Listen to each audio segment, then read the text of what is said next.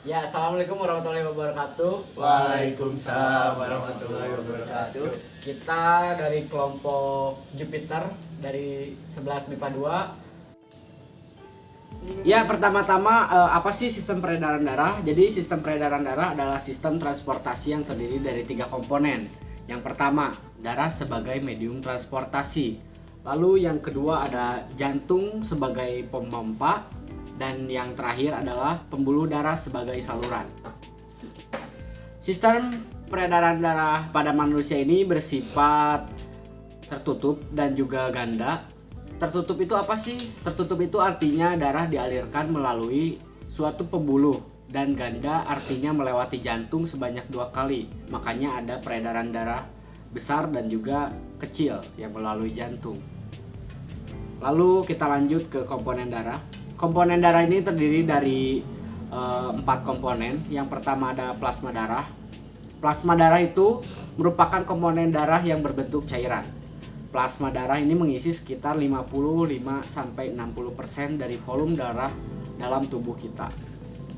Secara lebih rinci, plasma darah ini tersusun kurang lebih 92% dan 8% sisanya merupakan karbon dioksida, glukosa, asam amino atau protein, vitamin, lemak, serta garam mineral. Lalu selanjutnya yaitu ada sel darah. Sel darah ini kan jika plasma darah itu menyumbang sekitar 55-60%. Jadi kalau darah ini mengisi sisanya yakni kurang lebih 40-45%. Terutama yang terdiri atas sel darah merah, sel darah putih, dan trombosit. Kita bahas yang pertama itu sel darah merah atau eritrosit. Eritrosit ini terkenal berwarna merah pekat dengan jumlah sel yang cukup melimpah di dalam darah, berbentuk bulat yang dilengkapi dengan cekungan atau beacon cuff di bagian tengahnya. Salah satu keunikan sel darah merah itu yaitu dilengkapi dengan protein khusus. Protein khusus ini disebut dengan hemoglobin. Lalu kita lanjut ke sel darah putih atau leukosit. Dibandingkan dengan sel darah merah, sel darah putih ini memiliki jumlah yang jauh lebih sedikit dibandingkan sel darah merah. Meski begitu, komponen darah ini mengemban tugas yang tidak main-main, yakni melawan infeksi virus, bakteri, jamur yang memicu perkembangan penyakit. Pasalnya, sel darah putih ini memproduksi antibodi yang akan membantu memerangi zat asing tersebut. Berikut jenis-jenis sel darah putih diproduksi oleh sumsum tulang belakang lengkap dengan presentasi normalnya pada orang dewasa. Yang pertama itu ada neutrofil. Ini tuh terdiri dari sekitar 50-60%. Lalu ada limfosit.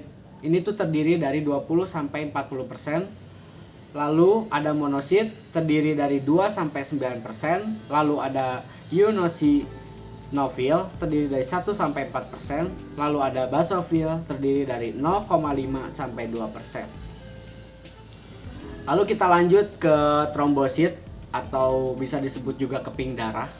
Sedikit berbeda dengan sel darah putih dan juga sel darah merah, trombosit ini sebenarnya bukan sebuah sel, melainkan sebuah fragmen sel berukuran kecil. Lalu trombosit ini memiliki peran yang penting, yaitu proses pembukuan darah atau koagulasi saat tubuh terluka. Tepatnya, trombosit akan membentuk sumbatan bersama benang fibrin guna menghentikan pendarahan. Jadi kalau kita luka itu disembuhinnya itu oleh trombosit ini. Trombosit juga sekaligus merangsang pertumbuhan jaringan baru di area luka. Jumlah normalnya trombosit ini ada di tubuh kita itu sekitar 150.000 sampai 400.000 trombosit per mikroliter darah. Jika jumlah trombosit lebih tinggi dari kisaran normal, maka dapat mengakibatkan pembekuan darah yang tidak diperlukan. Akhirnya bisa beresiko menimbulkan penyakit stroke dan serangan jantung. Kalau rendah juga itu kalau trombosit menjadi rendah itu seperti pada penyakit demam berdarah ya, DBD. Oke, selanjutnya alat peredaran darah ya, bagian poin kedua. Saya akan menjelaskan tentang alat peredaran darah ada 2. yaitu jantung dan satu lagi itu pembuluh darah. Oke, saya jelaskan satu-satu. Jantung merupakan organ peredaran darah yang berbentuk seperti kerucut, tumpul, dan ujung bawahnya agak miring ke bagian kiri. Jantung terletak di antara paru-paru dan di atas diafragma. Di dalam rongga dada, ukuran jantung sama dengan kepala tangan orang dewasa berberat 220 strip sampai 260 gram untuk orang dewasa. Ya, segede gini lah lebih. Kemudian ada fungsi jantung, berfungsi untuk memompa darah ke seluruh tubuh ya, peredaran darah besar. Kemudian yang kedua, ada struktur jantung. Bagian terluar jantung dibungkus oleh membran. Nanti ada record sini. Struktur bagian terluar jantung dibungkus oleh membran perikardium. Membran ini berupa kantong dengan lapisan ganda dan dapat membesar dan mengecil. Dinding jantung terdiri dari 3 lapisan, yaitu epikardium, miokardium, dan endokardium. Jantung memiliki 4 ruangan, yaitu 2 serambi dan 2 bilik. Serambi berfungsi untuk menerima darah dari seluruh tubuh, sedangkan fungsi bilik untuk memompa darah keluar jantung. Jantung terdiri dari 3 katup, yaitu valvula bicuspidalisterletak antara serambi kiri dan bilik kiri. Valvula tricuspidalis terletak antara serambi kanan dan bilik kanan. Dan ketiga, ada valvula semilunaris terletak di pangkal aorta dan arteri. Kemudian selanjutnya pembuluh darah ya. Pembuluh darah merupakan saluran tertutup yang bercabang-cabang. Ada 3. Yang pertama arteri, vena, dan kapiler. Saya akan menjelaskan satu-satu. Yang pertama, pembuluh darah arteri. Pembuluh darah arteri adalah pembuluh yang pangkalnya ada di bilik jantung. Pembuluh ini berfungsi untuk membawa darah keluar jantung. Yang tadi ya, yang bilik-bilik itu. Kemudian, ciri-ciri dari arteri adalah dindingnya tebal dan elastis. Jika diraba, denyutnya dapat dirasakan seperti yang di sini dan di sini. Tekanan darah yang melewati arteri umumnya kuat, memiliki sebuah katup tepat di luar bilik, yaitu valvula semilunaris. Kemudian ada macam-macam arteri. Arteri menjadi 3 kelompok, yaitu sebagai berikut. Aorta adalah arteri yang ukurannya paling besar dan berpangkal di bilik kiri. Arteri pulmonalis adalah arteri yang membawa darah daya karbon dioksida dari jantung ke paru-paru. Arteri koroner adalah arteri yang berfungsi untuk memberi makanan dan oksigen untuk sel-sel jantung. Kemudian yang kedua adalah pembuluh vena. Pembuluh vena adalah pembuluh yang berfungsi untuk membawa darah kembali ke jantung. Ujung pembuluh ini berada di serambi jantung, jadi yang menerima dari pembuluh arteri tadi ya. Kemudian ciri-ciri vena, adapun ciri-ciri vena memiliki dinding yang tipis dan kurang elastis, dapat menampung 75% darah, terletak di dekat permukaan tubuh, memiliki banyak katup di sepanjang pembuluh. Macam-macam vena terbagi menjadi 3. Vena cava, vena pulmonalis, dan vena porta hepatica. Vena cava adalah vena terbesar yang di ujungnya di serambi kanan.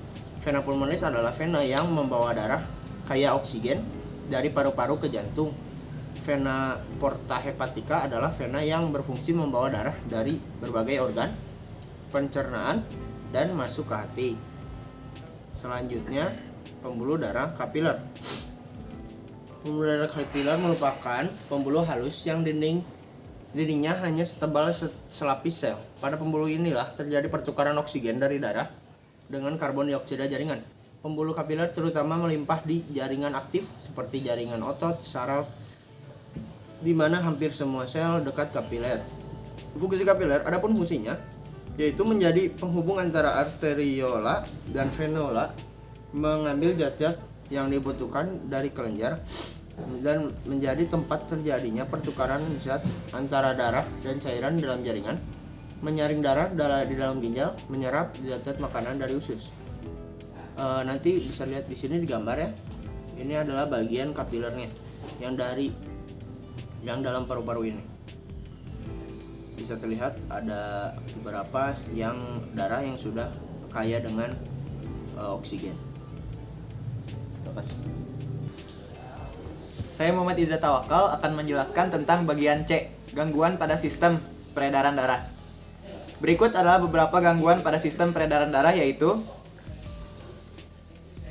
1. Tekanan darah tinggi atau hipertensi.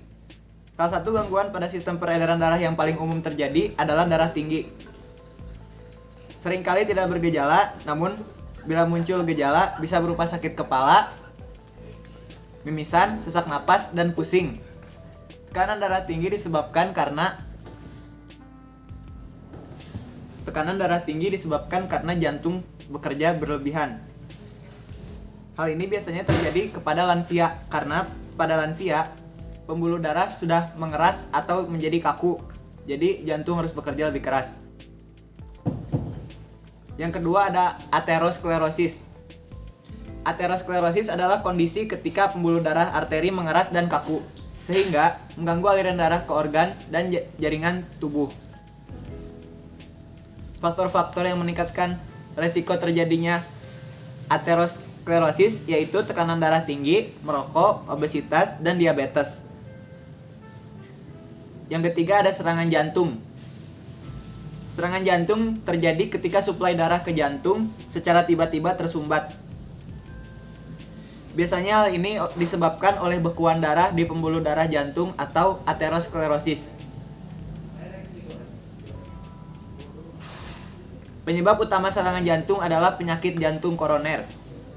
Yang keempat ada trombosis vena dalam. Trombosis vena dalam atau deep vein thrombosis adalah kondisi ketika pembuluh darah vena tersumbat oleh bekuan darah.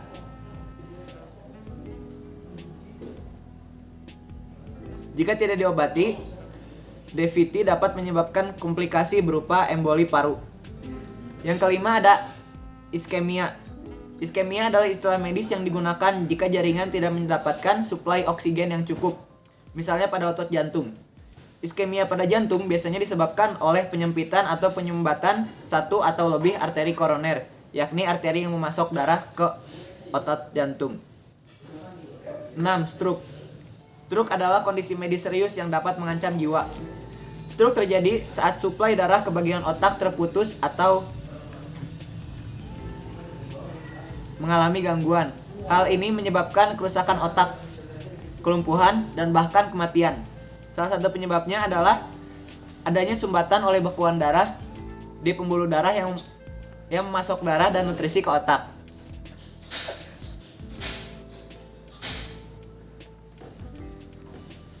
Ya, sekarang saya akan menjelaskan tentang golongan darah dan sistem ABO dan resus. Pertama, sistem ABO. Sistem ABO dibagi menjadi dua, yaitu agglutinogen dan agglutinin. Pada golongan darah A, mengandung agglutinogen A dan mengandung agglutinin beta. Jadi golongan darah A yang hanya bisa mendapatkan darah dari golongan A dan O dan hanya bisa mendonorkan darah kepada A. Golongan darah B mengandung agglutinogen B dan mengandung agglutinin alfa. Golongan darah B hanya bisa menerima transfusi darah dari darah A, dari darah O dan B, dan hanya bisa mendonorkan darah dari B. Golongan darah O adalah golongan darah yang eritrositnya tidak mengandung agglutinogen, namun agglutininnya mengandung alfa dan beta yang bisa menyebabkan donor universal bisa mendonor ke semua golongan darah dan hanya bisa menerima darah dari golongan darah O saja. Yang terakhir, golongan darah AB mengandung agglutinogen A dan B dan tidak mengandung agglutinin yang menyebabkan golongan darah AB bisa mendapatkan darah dari semua golongan darah. Selanjutnya, transfusi darah. Transfusi darah adalah proses menyalurkan darah atau produk berbasis darah dari satu orang ke sistem peredaran orang lainnya. Transfusi darah berhubungan dengan kondisi medis seperti kehilangan darah dalam jumlah besar orang lain. Transfusi darah berhubungan dengan kondisi medis seperti kehilangan darah dalam jumlah besar disebabkan trauma, operasi, shock, dan tidak berfungsinya organ pembentuk sel darah merah. Selanjutnya ada resus darah. Faktor resus RH adalah antigen atau protein yang ada pada permukaan sel darah merah. Jika sel darah merah Anda memiliki faktor RH, golongan darah Anda adalah RH positif. Sebaliknya, jika tidak, golongan darah Anda adalah resus negatif. Golongan darah resus yang paling umum ditemukan pada resus positif. Bisa dilihat pada gambar berikut. Jika O- bisa menerima pada golongan darah apa aja, O+ hanya bisa mendapat dari darah O, donor dari O+, A+, B+, dan AB+, dan lain-lain. Resus atau faktor resus adalah kadar protein khusus atau antigen D pada permukaan sel darah merah. Namun tidak semua orang memiliki protein ini pada permukaan sel darah merah. Seseorang yang memiliki antigen D pada sel darah merah berarti ia dinyatakan memiliki resus positif RH+. Memiliki golongan darah resus negatif menandakan tidak adanya antigen bernama faktor RH pada permukaan sel darah merah Anda. Dan contohnya adalah jika seorang ibu dengan resus negatif mengandung anak dengan darah resus positif, maka anak pertama akan aman. Tetapi anak selanjutnya yang memiliki resus positif akan mengalami erythroblastosis fetalis dan meninggal dikarenakan pada saat anak pertama antibodi si ibu masih belum terbentuk dengan sempurna, dan anak selanjutnya akan meninggal dan dikarenakan antibodi si ibu sudah sempurna. Sudah melihat presentasi dari kami, mohon maaf bila ada kesalahan. Semoga bisa dipahami.